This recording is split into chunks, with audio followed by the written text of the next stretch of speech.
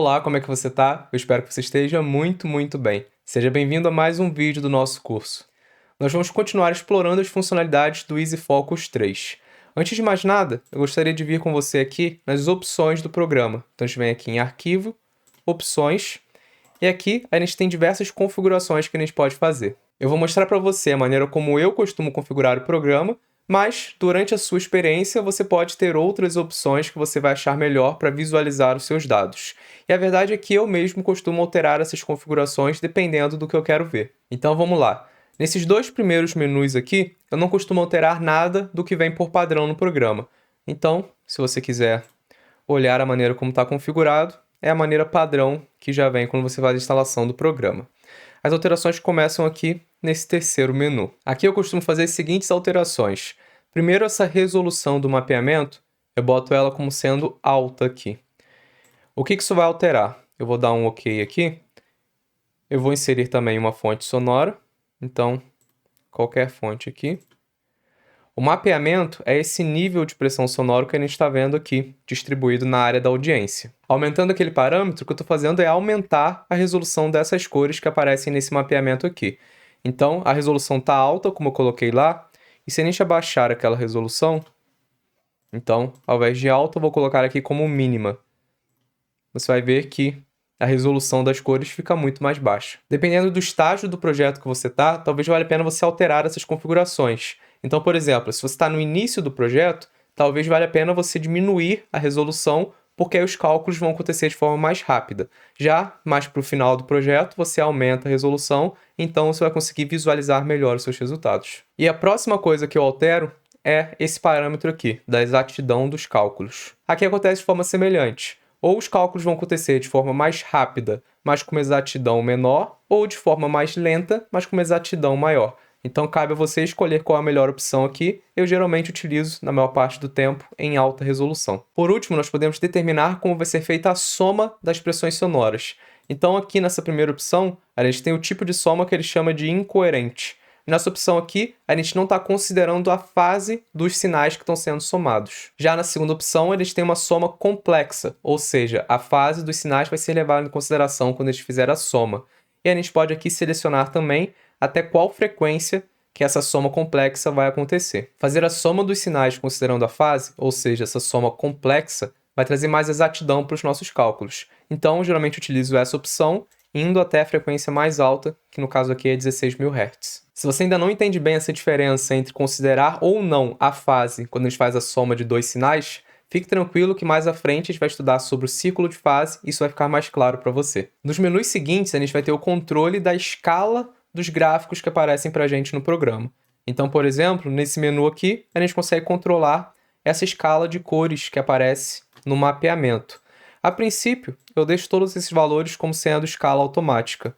Então, tanto aqui, quanto aqui, todos eles como sendo escala automática. Durante os projetos, pode ser necessário que a gente tire essas escalas aqui do automático e então defina os nossos próprios limites. Mas isso só vai acontecer se você quiser visualizar algo muito específico em um determinado projeto. Por fim, nós temos aqui o último menu, e aqui talvez esteja a mudança mais importante, que é alterar esse modo aqui de padrão para estendido. A diferença entre esses dois modos é que o modo estendido abre mais funcionalidades para a gente dentro do programa. Então a gente pode, por exemplo, adicionar processamento às caixas como delay e filtros.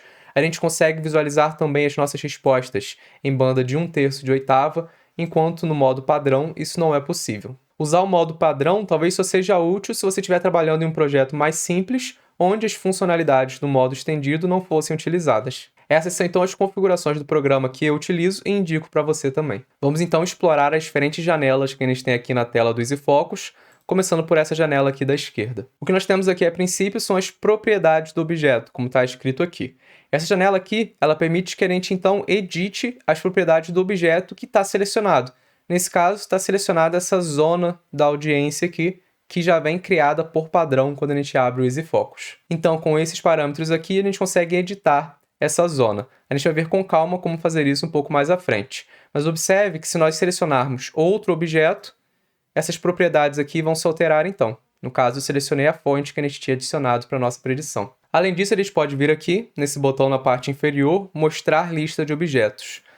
Clicando aqui, a gente vai ter uma lista com todos os objetos que estão inseridos na nossa predição. Nesse caso, nós temos a zona de audiência e a fonte sonora que a gente incluiu. Clicando novamente aqui embaixo, no caso agora em mostrar propriedades, a gente vai voltar para as propriedades do objeto que está selecionado. Aqui embaixo nós temos uma outra parte dessa janela que são as propriedades do projeto.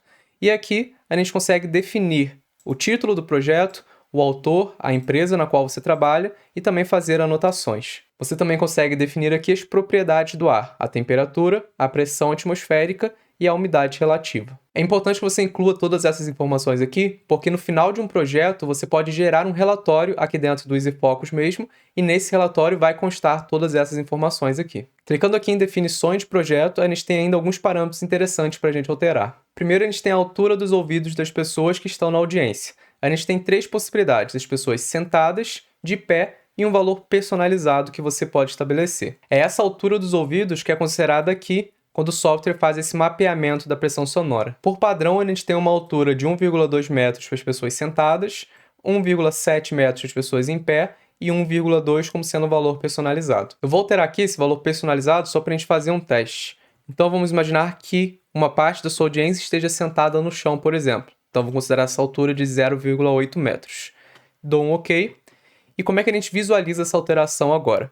A gente pode vir aqui, selecionar a zona da audiência, a gente vem aqui nas propriedades do objeto, e dentro dessas propriedades do objeto, a gente pode definir qual vai ser a altura dos ouvidos. E a gente tem aqui aquelas mesmas 3 opções que a gente acabou de definir. Então, a princípio aqui, a gente está considerando que as pessoas estão sentadas. Se a gente vier aqui na vista lateral e der um zoom, a altura do ouvido das pessoas é essa linha pontilhada que a gente está vendo. Alterando aqui para não mais considerar as pessoas sentadas, mas sim de pé, você vai ver que essa linha pontilhada vai vir um pouquinho mais para cima. E se nós alterarmos para o nosso valor personalizado, que era 0,8 metros, então era bem abaixo desses 2 valores, essa linha pontilhada vai ir para baixo então. Você pode alterar esse parâmetro para qualquer uma das áreas de audiência que você tiver incluído no seu projeto. Vamos voltar para aquelas definições do projeto. Então a gente vem aqui, propriedade do projeto, definições do projeto. A gente é capaz de definir também limites de altura para as fontes sonoras. Tanto o limite superior, ou seja, a caixa não pode estar a mais do que tantos metros, quanto um limite inferior, ou seja, a caixa não pode estar mais baixa do que tantos metros. Vamos definir aqui, a princípio, somente um limite superior. Então, para esse caso, as nossas caixas não podem estar a mais do que 8 metros do chão. Esse limite geralmente vai estar relacionado à altura do teto ou do forro do ambiente que você está querendo sonorizar. Vou dar um OK e observe o que acontece agora. Vou selecionar a minha fonte sonora aqui, a caixa que a gente tinha incluído, e observe que agora ela aparece aqui em verde. Isso porque a altura dela está a menos do que os 8 metros que a gente definiu. Se nós tentarmos posicionar essa caixa a mais do que 8 metros, o programa vai nos avisar que a gente excedeu o limite de altura. Eu vou então voltar aqui para o valor anterior. Voltando aqui novamente nas propriedades do projeto, tem uma última definição que a gente pode fazer, que é a respeito do ruído. Aqui você consegue definir qual é o ruído de fundo que é esperado ou então que foi medido no ambiente que você está querendo sonorizar. Fazer essa definição é importante para que você saiba o quanto o nível alcançado pelo seu sistema está acima do nível de ruído. A gente pode definir esse ruído de fundo de 3 formas diferentes.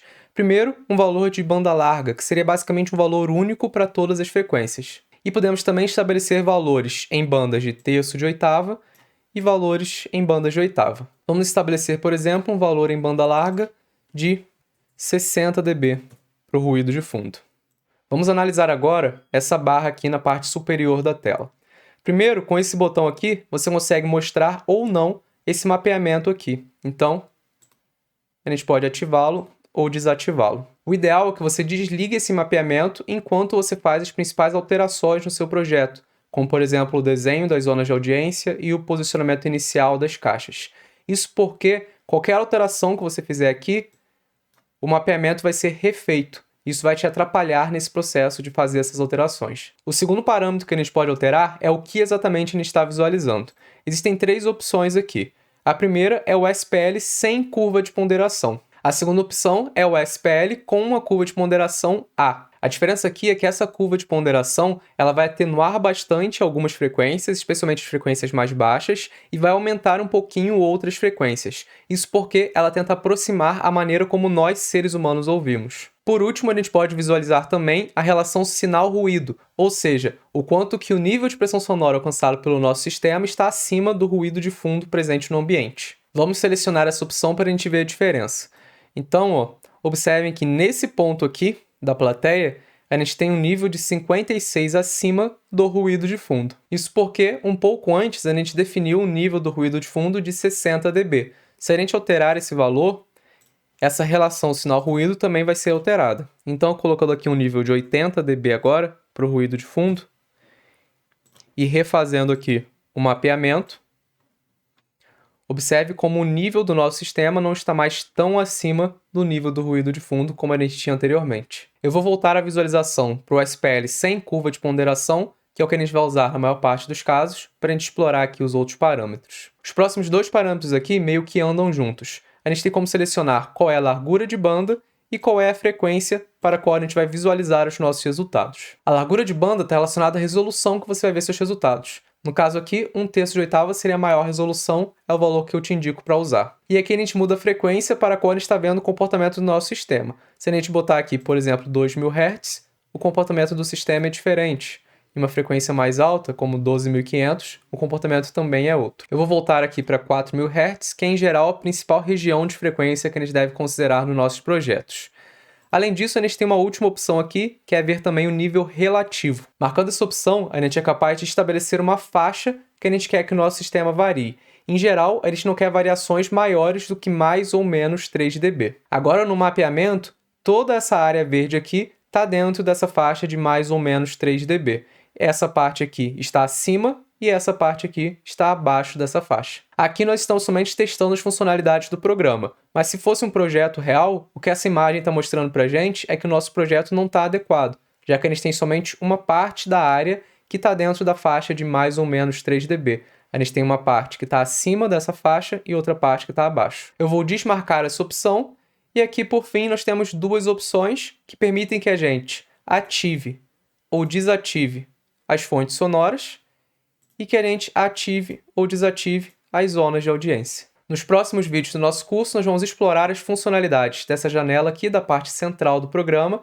e dessa janela na parte inferior. Muito obrigado pela sua atenção e até mais. Valeu!